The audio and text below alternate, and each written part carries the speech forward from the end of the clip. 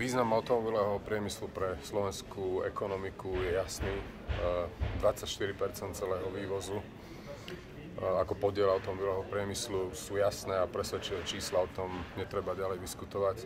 Jasné však je tiež, že automobilový priemysel ako odvetvie je veľmi silne ovplyvnený tým, ako reguluje priestor pre pôsobenie Európska únia. Keď spojíme slovenský záujem udržať automobilový priemysel na Slovensku, výrazne ho ďalej rozvíjať, je jasné, že predstavitelia automobilového priemyslu sa usilujú vytvárať takýto priaznivý priestor. Čo je našou úlohou ako stáleho zastúpenia v Bruseli?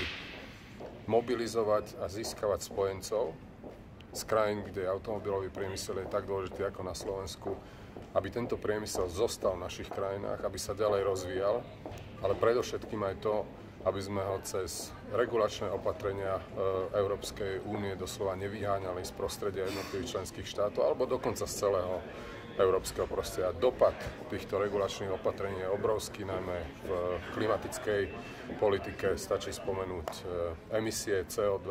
Musíme byť realisti. Klíma si zasluhuje ochranu, pochopiteľne, ale musíme sa dívať pragmaticky aj na svoje záujmy. Musíme sa dívať aj na to, čo robia naši globálni partneri. Ešte raz, našou úlohou, a preto vítam aj návštevu Združenia automobilového priemyslu, je mobilizovať, získavať koalície, ktoré budú presadzovať slovenský záujem, a ten je v oblasti automobilového priemyslu jasný.